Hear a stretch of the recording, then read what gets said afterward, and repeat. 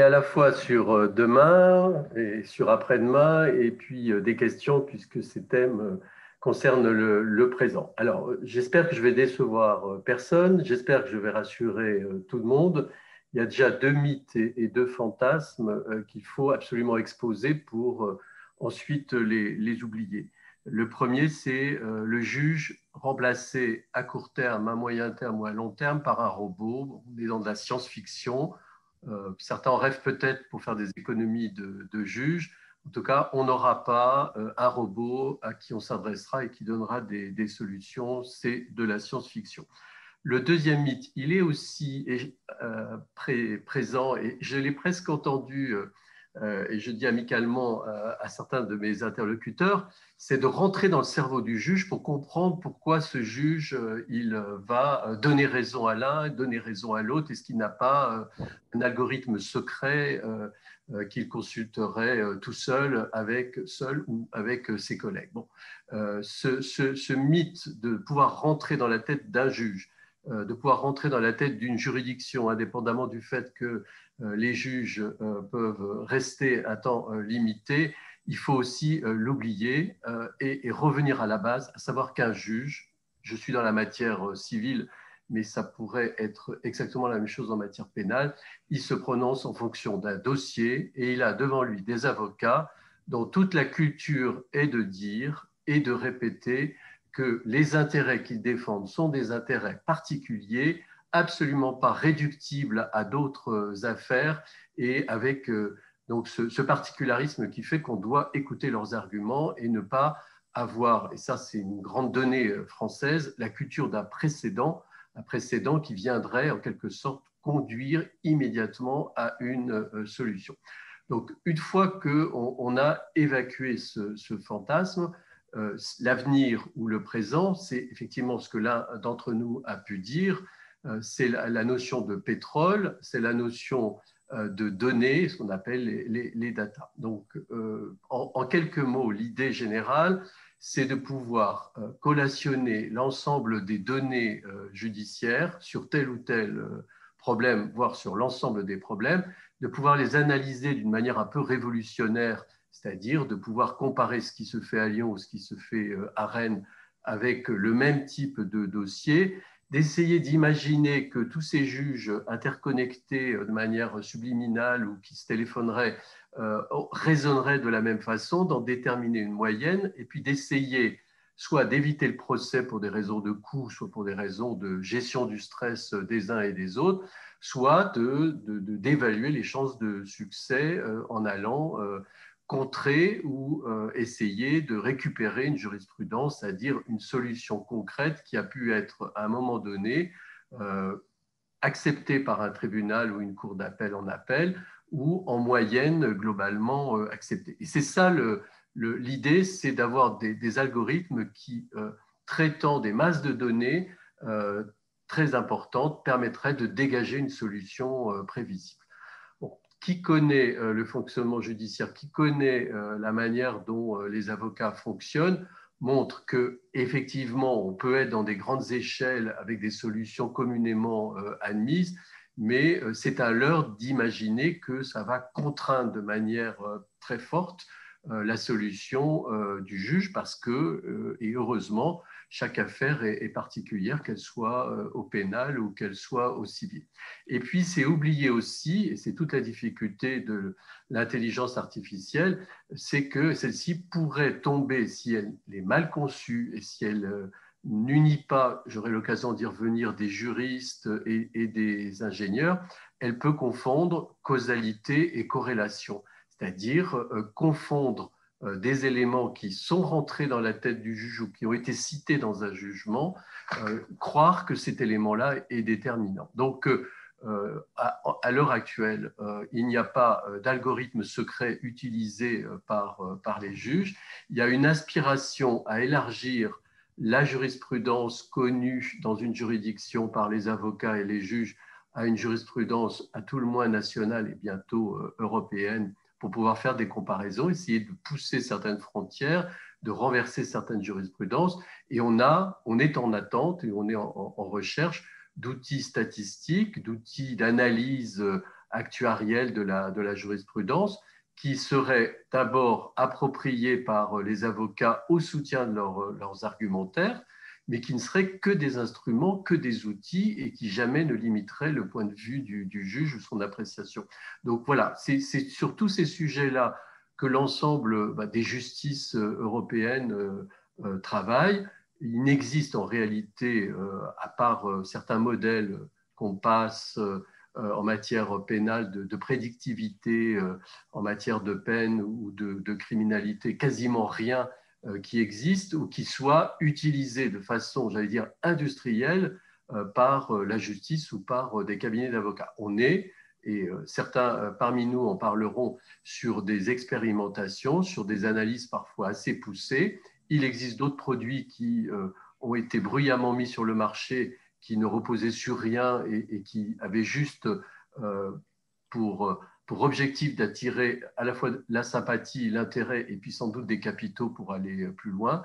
Mais une étude très récente du Conseil de l'Europe montre que c'est un objet de discussion, c'est un objet de colloque, c'est un objet de fantasme, l'IA en matière de justice, mais ce n'est pas une réalité de fonctionnement des tribunaux. Donc les craintes sur on va faire des économies et autres, non, on essaye d'améliorer la qualité et la prévisibilité d'une décision de justice en disposant de panels dans des affaires à peu près similaires, plus larges que ce que l'on possède actuellement ou que ce que l'on va trouver dans le dossier d'un avocat. Mais voilà, on est dans un stade vraiment très, très en amont. Et en plus, on a heureusement des cadres légaux qui ont été définis par ma collègue du ministère de la Justice qui visent à protéger des intérêts, et notamment les intérêts de respect de la vie privée, ce qui montre tout le chemin qui reste à parcourir.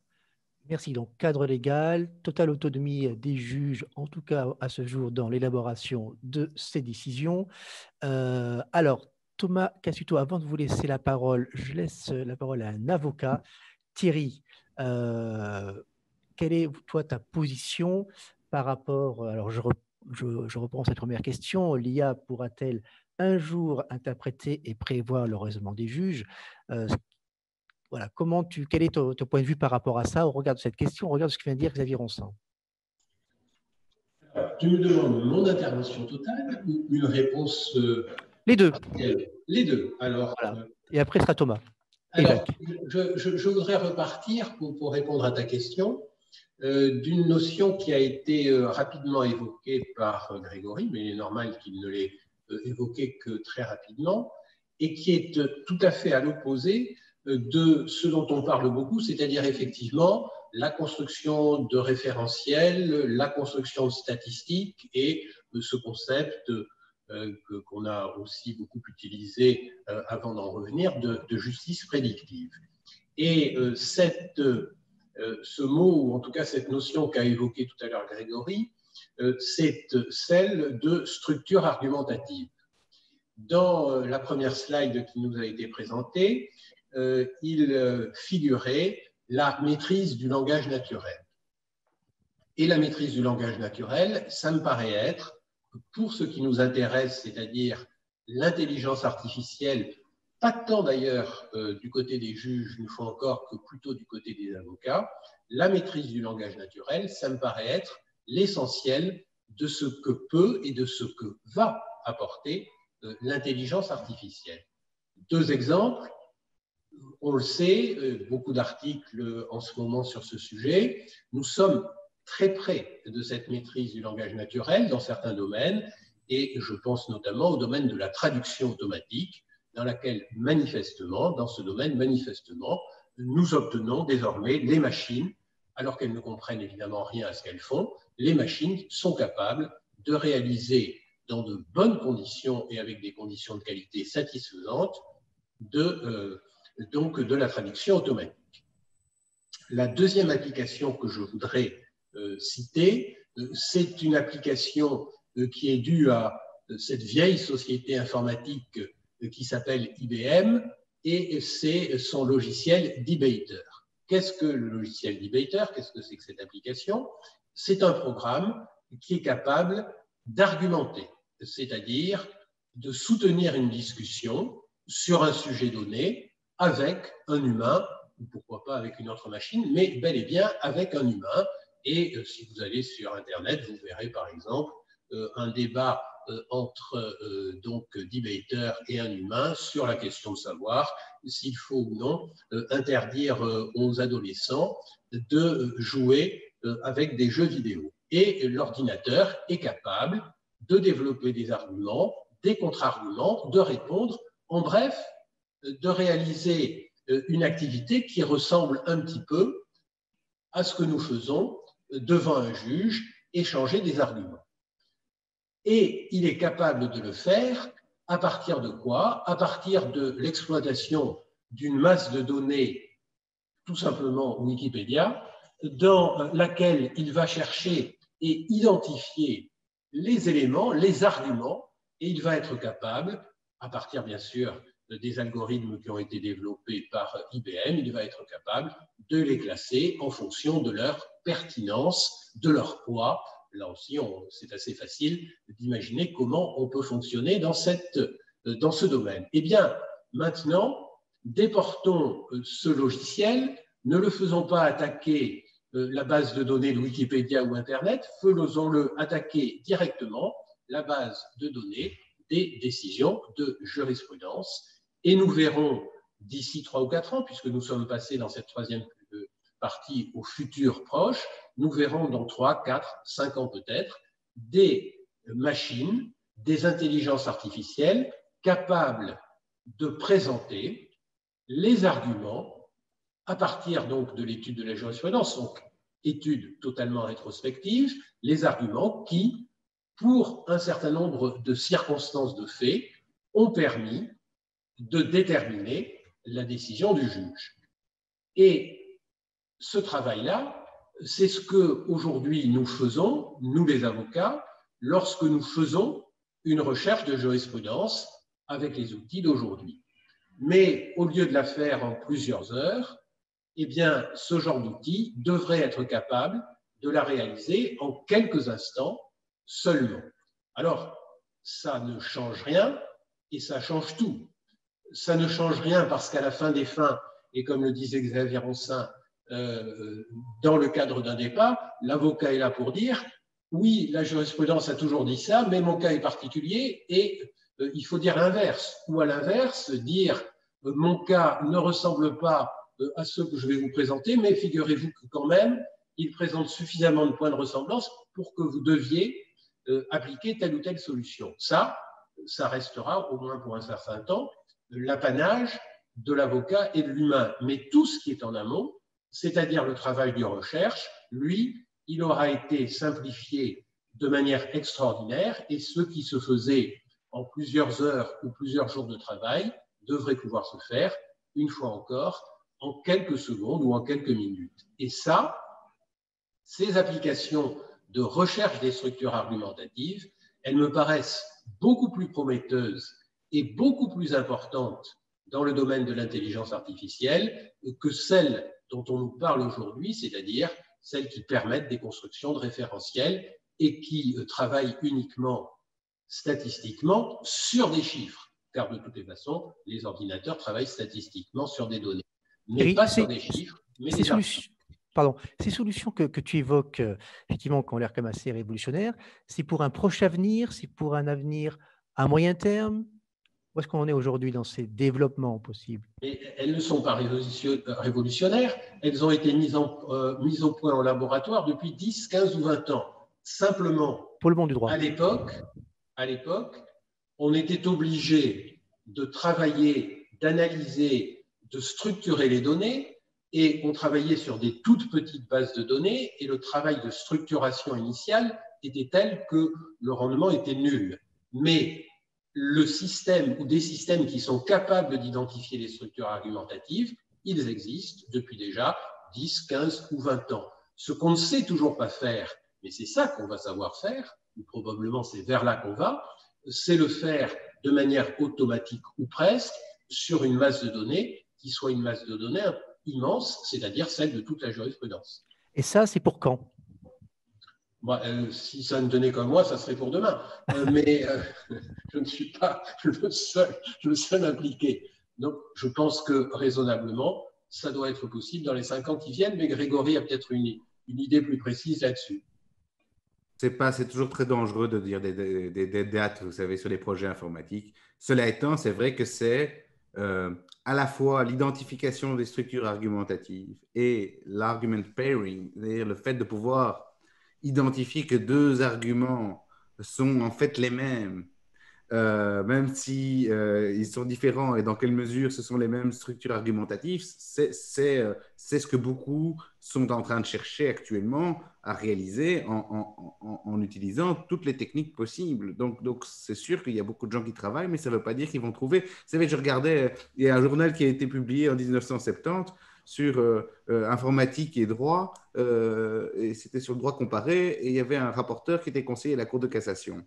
Et il disait, c'est formidable, l'informatique, ça fait des tas de choses. Et bientôt, l'informatique se chargera de toutes les choses qui sont peu intéressantes et les juges pourront se consacrer aux tâches de la pensée qui est le cœur de leur travail. Là, on est quand même 50 ans plus tard et on n'y est toujours pas. Donc, dire des dates, mais c'est l'objectif que se fixent beaucoup de gens. Et je pense qu'effectivement, on va aller de plus en plus vers des choses de qualité. Donc, on avance très vite. Ça avance très vite. Oui. Et surtout, il y a d'autres choses aussi, parce que dans l'inventio, puisque si on fait de l'argumentation, il y a un moment, on fait de l'inventio. Mais les données statistiques qu'on a déjà aujourd'hui, ça permet d'inventer, de créer, de faire certaines hypothèses et de les tester pour créer éventuellement de nouveaux arguments. Si vous pouvez demander de sortir toutes les données relatives, toute la jurisprudence relative aux décisions qui concernent une rupture de contrat pour faute grave, lorsque la personne dont on a rompu le contrat a un certain âge, un certain nombre d'enfants, etc., vous pouvez éventuellement créer à ce moment-là un argument, si les données sont intéressantes pour vous, en disant, mais au fond, regardez, il y a un dédommagement plus important qui a été accordé dans tel et tel cas. Est-ce que monsieur le juge, et c'est le juge qui décidera s'il est convaincu par l'argument, est-ce que finalement, il n'y a pas présent dans la jurisprudence quelque chose pour dire qu'il faut indemniser cette personne plus que l'autre? Donc, il y a des possibilités d'utiliser ces outils, évidemment, pour créer de nouveaux arguments. Merci, Grégory. Thomas, avant de laisser la parole à Jacques, parce que Jacques est aussi, je dirais, qui sera notre entrepreneur complètement impliqué dans ce sujet. Avant de laisser la parole à Jacques, Thomas, votre avis par rapport à tout ça, ce qu'on vient de se dire? Alors, je vais revenir sur quelques points qui ont été abordés et pour essayer de répondre à la question que vous posez. D'abord, l'utilisation du terme de justice prédictive, à mon avis, est erronée et induit en erreur. On ne parle pas, il ne faut pas parler de justice prédictive. La question n'est pas de prévoir la décision du juge et les outils qui sont, en tout cas, tels que ceux que je connais développés, visent simplement à quantifier un aléa et d'être des outils d'aide à la décision, puisqu'on parle de système autonome d'aide à la décision. Ils ne remplacent pas l'avocat, ils ne remplacent pas le juge. Il n'y a pas d'outils aujourd'hui à la disposition des juges comme il en existe à la disposition des avocats. Donc, il faut vraiment se garder d'un amalgame et d'avoir l'idée d'une justice prédictive. Ensuite, dans le prolongement de ça, c'est mal connaître parfois la construction du droit que de croire que l'on peut remplacer non seulement le débat contradictoire, mais au-delà de ça, l'analyse du droit, la confrontation des arguments juridiques dans l'élaboration d'une décision. Chacun est partie à la décision. Les avocats, par l'argumentation qu'ils soumettent au juge, sont partis à la construction de ce droit. Et en l'état actuel, une machine n'est pas capable de le faire parce que, d'abord, la loi change souvent, très souvent. Elle change aussi du fait de l'interprétation du juge. Et puis, même quand elle est figée, et l'expérimentation qui avait été faite avec la jurisprudence de la Cour européenne des droits de l'homme l'a démontré, il y a une part de revirement de jurisprudence qui est théoriquement prévisible, mais qui n'est pas prédictible, puisque, par définition, le revirement est rarement annoncé. Donc, il faut vraiment garder la maîtrise des termes du débat. Ensuite, il y a un élément qui est très important, c'est le modèle. On parle beaucoup de données, mais quand on définit un outil, je crois que ce qui est très important, c'est la modélisation du processus. Si on imaginait de remplacer un juge, il faudrait déjà être capable de modéliser la pensée du juge. Or, à ce jour, je crois qu'on a un certain nombre de travaux qui permettent d'étudier, d'envisager un certain nombre d'aspects dans la prise de décision, mais certainement pas d'avoir un modèle qui soit suffisamment précis pour dupliquer le raisonnement d'un juge avec toute la dimension analyse du droit, analyse des arguments et éventuellement positionnement sur une problématique particulière et sur la construction du droit. Ensuite, il y a une notion qui est aussi importante, c'est celle de prévisibilité.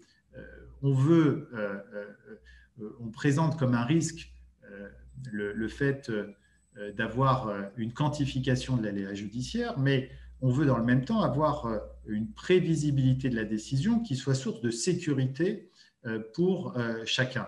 La Cour de cassation s'attache, et c'est très important, à avoir une méthodologie dans la rédaction de ces arrêts qui permet de les comprendre même s'ils sont extrêmement brefs, qui permet de les comprendre pour les autres juges, évidemment, pour les avocats et puis pour les justiciables. Donc, il y a une phraséologie, une sémantique qui est utilisée de manière extrêmement précise qui permet aussi pour le juge de pouvoir anticiper ou de pouvoir calquer une partie de sa décision par rapport à une interprétation qui est stabilisée plus ou moins par la Cour de cassation. Cette approche pour le juge, elle est très différente de celle pour l'avocat. Je pense, évidemment, avec les réserves qui sont indispensables, que ce qui est important dans ces outils pour un avocat, et par la quantification de l'aléa judiciaire, c'est de pouvoir affiner son conseil. C'est-à-dire qu'au-delà de l'expérience de l'avocat, c'est d'avoir une base d'analyse suffisamment fiable qui permet de dire dans tel contentieux, voilà les chances d'arriver à une fourchette de résultats donnée et donc de pouvoir, en connaissance de cause, décider d'aller au contentieux ou pas, de faire appel ou pas, de faire un pourvoi ou pas. Et dans cette perspective, effectivement, de pouvoir affiner des arguments d'ailleurs qui peuvent être innovants. C'est la plus-value que va apporter l'avocat, c'est de pouvoir éventuellement défier une jurisprudence établie, de pouvoir élaborer des arguments inédits et éventuellement de pouvoir discuter sur la base d'un dossier intelligemment construit, une argumentation qui pourra permettre d'avoir une indemnisation plus importante ou de pouvoir innover en termes de préjudice, parce que si la nomenclature d'Inctiac a évolué, c'est aussi parce que des préjudices nouveaux ont été créés grâce à ce travail à la fois des avocats et des juges sur ce terrain-là. Donc, moi, je pense que le risque qu'il faudra peut-être envisager, c'est non pas de substituer le juge ou l'avocat par une machine, mais c'est de ne pas utiliser ces outils pour apporter une fiabilité au conseil, une sécurité à l'argumentation pour les conseils qui accompagnent leurs clients. En disant ça, effectivement, je mets bien de côté le juge parce que je pense qu'aujourd'hui, il n'y a pas d'outils disponibles et il n'y a pas d'outils envisagés qui soient à même, sur des contentieux à valeur ajoutée, de pouvoir se substituer au juge. Donc, le risque, il est différent. En revanche, je pense que l'intelligence artificielle, elle est déjà utilisée à travers Jurinet, qui permet effectivement, par une recherche expert, d'avoir accès à une jurisprudence pertinente et qui permet effectivement de pouvoir rendre une décision qui soit à la fois prévisible en termes de sécurité et qui soit solide par rapport à l'interprétation qui a pu en être donnée par la Cour de cassation. Merci Thomas. Donc, l'intelligence artificielle, une aide en fait pour les avocats, pour sécuriser au maximum, gérer le conseil auprès de leurs clients. Ça ne va pas se substituer au rôle du juge. Jacques Lévy-Veil, fondateur de Caselo Analytique, voilà, par rapport à tout ce qui a été dit, ça serait très intéressant maintenant d'avoir ton regard d'entrepreneur qui est vraiment au cœur de ces sujets sur un mode pratique. Voilà, Jacques, on t'écoute. Merci beaucoup Vincent et merci de cette invitation. Je suis ravi d'être là et donc il y a déjà beaucoup de choses très intéressantes qui ont été dites par mes illustres prédécesseurs dans ce webinaire. En fait, plutôt que parler en tant qu'entrepreneur, j'ai plutôt parlé en tant que chercheur, si tu veux bien Vincent. Tout à fait. Avant de créer Caselo, j'étais chercheur à l'INRIA, donc moi je suis mathématicien, je ne suis pas juriste. Il y a des choses très intéressantes qui ont été dites, mais aussi peut-être des choses qui ne sont pas tout à fait conformes à la manière dont nous, les mathématiciens, on voit les choses. Alors, juste pour rebondir sur des choses qui ont été dites, on a parlé beaucoup de données, donc il y a des gens qui ont parlé de pétrole et de moteur. Attention, ce n'est pas tellement les données qui sont importantes. Là, c'est ce que Thomas vient de dire, c'est quand même vraiment le modèle. Il y a une sorte de fantasme en droit que plus on aura de données, mieux ça marchera. Ce n'est pas vrai du tout, hein, c'est le contraire. Plus il y a de données, plus il y a de biais. Et si Galilée s'était appuyé sur les données de la chute des corps pour essayer de trouver la loi, il aurait dit que les voitures chutent plus vite que les plumes, alors que tout chute à la même vitesse. Les données sont souvent trompeuses. Et c'est le travail des théoriciens, que ce soit des juristes ou des mathématiciens ou des physiciens, de comprendre quelles sont les lois, qui peuvent être des lois humaines ou des lois naturelles, qui font parler les données correctement. Donc, plus de données, ce n'est pas souvent une meilleure idée. Il faut vraiment un modèle. Et en fait, c'est vraiment le point que je voudrais défendre dans mon intervention, c'est que il faut faire attention, il ne faut pas parler de données, il faut parler de modèles, c'est les modèles qui sont importants, et il faut arrêter de faire peser tout ce poids sur ce mot intelligence artificielle, sans même parler de justice prédictive. En fait, on a commencé à parler d'intelligence artificielle en droit. Finalement, les gens, ce qu'ils voient, alors je vais essayer de partager mon écran. Est-ce que là, vous voyez mon écran? Oui, le dessin, on le voit. Voilà, bon, donc il y a ce dessin qui est assez intéressant. Dès qu'on parle d'intelligence artificielle en droit, les gens immédiatement ils vont penser que, donc beaucoup de gens l'ont dit avant moi, là bien mieux que moi, qu'ils vont être jugés par des robots et tout. Bon, donc évidemment, il ne s'agit pas de ça du tout. On n'est pas en train de parler de ça. Donc c'est bien de dire de quoi on parle et qu'est-ce qu'on peut faire. Alors, pour éviter ce genre de fantasme, je pense que justement, il faut revenir à ce qu'on fait vraiment, nous les mathématiciens. Et donc, on ne parle pas d'IA en fait. L'IA, c'est vraiment un terme qu'on va employer dans le grand public ou pour faire du buzz, on parle plutôt de modèles. Donc, il s'agit de construire des modèles. Qu'est-ce que ça veut dire un modèle? Ça veut dire une représentation dans la machine ou dans la tête de quelqu'un, ça peut être un juriste ou un mathématicien ou ce qu'on veut, du phénomène qu'on est en train d'étudier ou de décrire. Donc, au début, Grégory a parlé de comment est-ce qu'on reconnaît une pomme sur Internet ou sur une image. Ça peut être un objet juridique comme une décision de justice, un contrat. On construit un modèle de qu'est-ce que c'est un contrat, qu'est-ce que c'est une pomme. Voilà, donc c'est vraiment la notion fondamentale, c'est la notion de modèle. Et à quoi ça sert? Pourquoi est-ce qu'on fait un modèle? Eh bien, ça permet de comprendre vraiment ce qui se passe. Tout à l'heure, j'ai parlé de Galilée, donc il a compris une chose fondamentale sur la chute des corps en regardant ce modèle. Nous, en droit, si on veut appliquer les mathématiques au droit, ou l'intelligence, si vous voulez, en droit, on va essayer aussi de comprendre, et là, je suis un petit peu en désaccord avec certaines choses qui ont été dites avant, pourtant par des gens très éminents et qui sont certainement certainement plus légitime que moi à parler de ça, mais en fait, oui, on peut comprendre la manière dont un juge raisonne parce que toutes les activités humaines sont fondées sur un raisonnement, et si un homme peut faire un raisonnement, un autre homme peut le modéliser.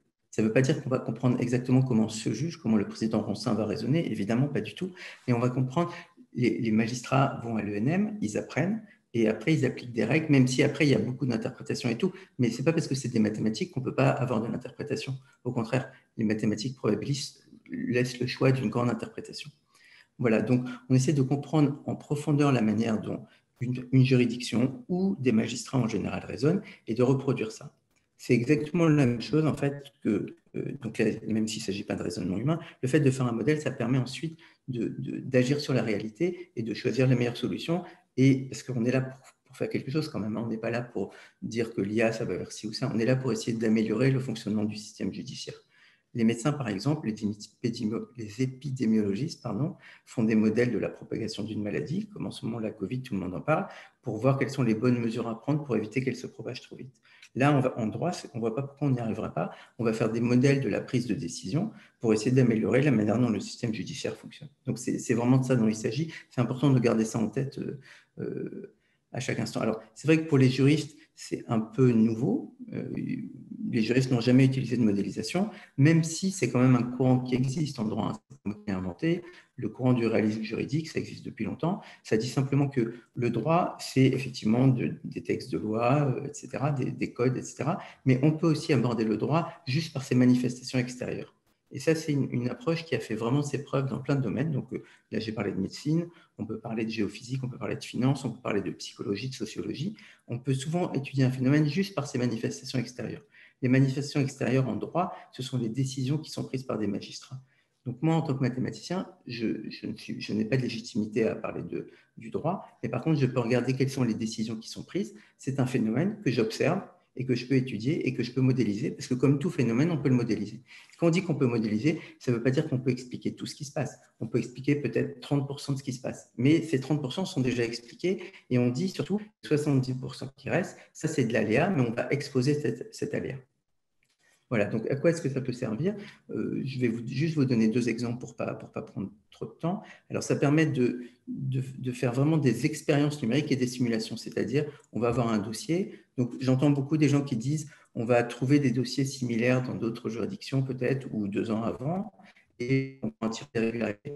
Pas du tout, hein, ça ne marche pas parce que chaque dossier, et ça le président Rancin l'a bien dit, chaque dossier est spécifique. La décision qui va être prise à un moment par le juge, c'est parce que c'est ce dossier, il n'y a aucun autre dossier qui le ressemble complètement. Et surtout, les avocats, ce jour-là, peut-être qu'il y en a un qui se sera mieux préparé ou l'autre qui n'aura pas très bien dormi. Et c'est ça qui va faire la décision. Donc, si on rejouait la même audience une semaine plus tard, on n'aurait pas forcément la même décision parce que cette fois-ci, ce serait peut-être l'avocat de l'autre partie qui serait plus en forme. Ça, c'est vraiment l'aléa irréductible. C'est ça que nous, les mathématiciens probabilistes, qu'on a comme tâche de reproduire, c'est cet aléa. Mais on peut quand même essayer de prendre en compte toutes les caractéristiques d'un dossier. Et donc, c'est là qu'on a parlé de DataJust tout à l'heure. Dans DataJust, il y a 40 critères pour caractériser un dossier de préjudice corporel. En fait, si on veut vraiment caractériser un dossier, il faut compter plutôt sur 150 à 200 critères. Et là, ce n'est pas la peine de rêver dans des statistiques, parce que même sur 7500 décisions, comme ce qu'il y a dans DataJust, quand vous mettez 100 critères, évidemment, il n'y a jamais 2 dossiers qui ont les mêmes 100 critères.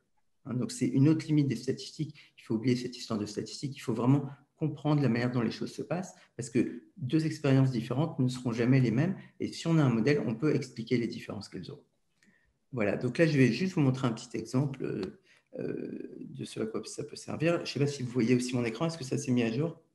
Oui. Voilà, donc là, j'ai choisi justement un exemple en indemnisation du préjudice corporel, puisqu'on a parlé plusieurs fois.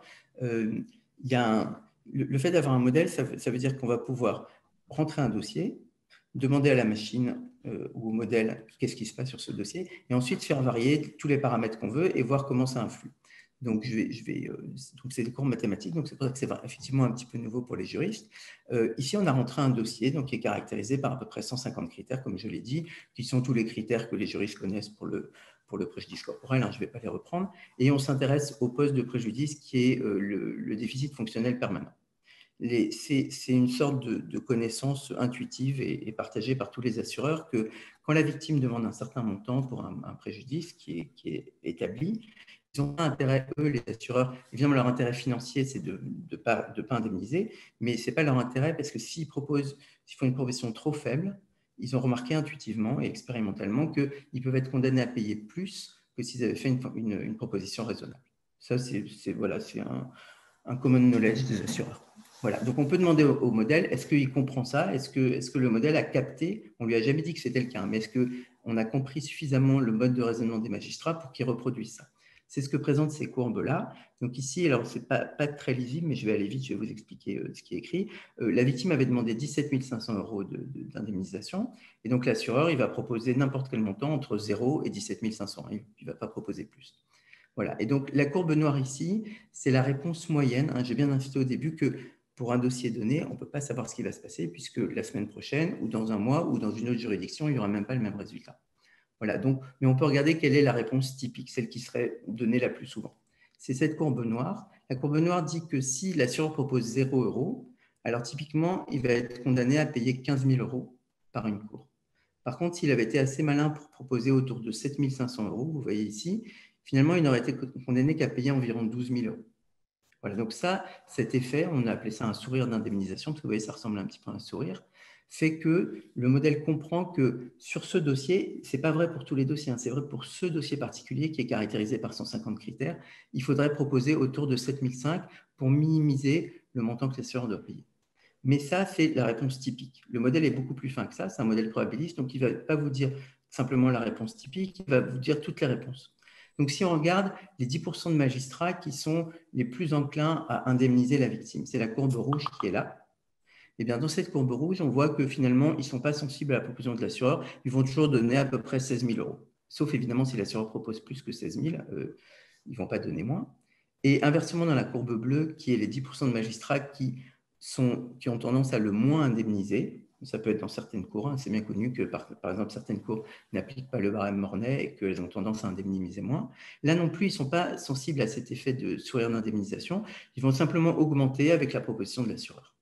Donc, si un assureur nous dit « est-ce que c'est vrai cette histoire de je n'ai pas intérêt à proposer trop peu », eh ben, le modèle va dire « ça dépend ». Typiquement, oui, c'est le cas. Et sur ce dossier, il aurait fallu proposer ce montant-là. Mais si vous tombez sur les 10% de juges ou de cours qui indemnisent le plus ou le moins, finalement, votre proposition ne jouera pas. Hein, vous voyez, il y a toute une complexité du réel qu'un modèle peut reproduire et aucune donnée.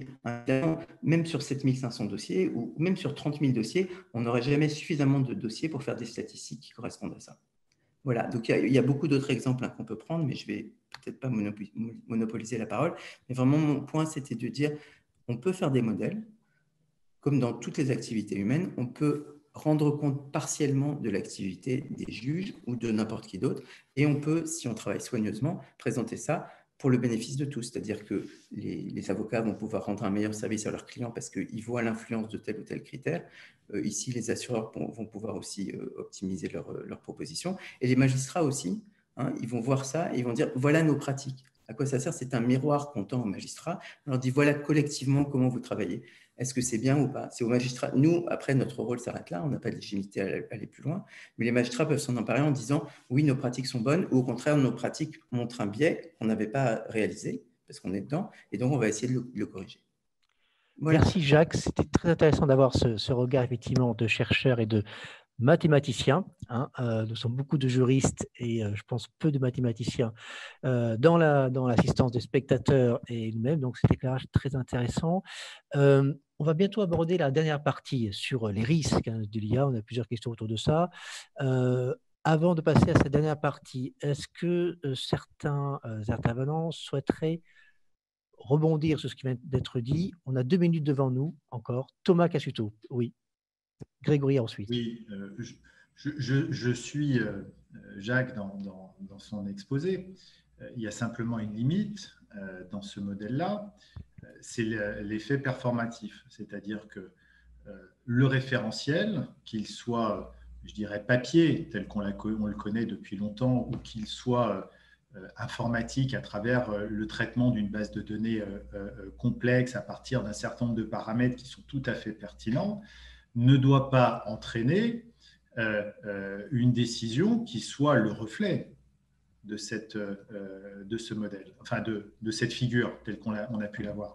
Donc, le risque, effectivement, ce serait de remplacer le juge par un informaticien ou par un outil informatique.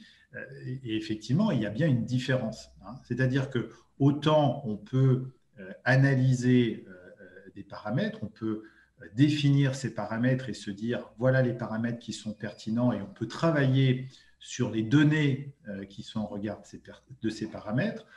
Et pour la compagnie d'assurance, ça présente un intérêt particulier. Pour l'avocat, ça présente un intérêt qui est différent dans son positionnement en termes de conseil et donc d'action dans le dossier. Et pour le juge, ça présente un intérêt qui est beaucoup, je ne vais pas dire moindre, mais qui est très différent parce que ça peut présenter un intérêt de vérifier qu'effectivement on a analysé tous les paramètres, mais ça ne substitue pas à l'analyse des éléments factuels du dossier. Est-ce que la personne qui est en face, effectivement, a les stigmates d'une très grande souffrance? Est-ce que le rapport d'expertise est particulièrement complet, étayé par des documents, etc. Ou est-ce que c'est simplement sur l'affirmation d'un préjudice et d'un montant réclamé, et auquel cas la décision, elle ne sera pas la même, non pas d'un point de vue statistique, mais simplement d'un point de vue objectif. Alors, on peut sans doute modéliser tout ça, mais ce que je voulais dire tout à l'heure, c'est qu'on n'est pas dans cette démarche. Hein.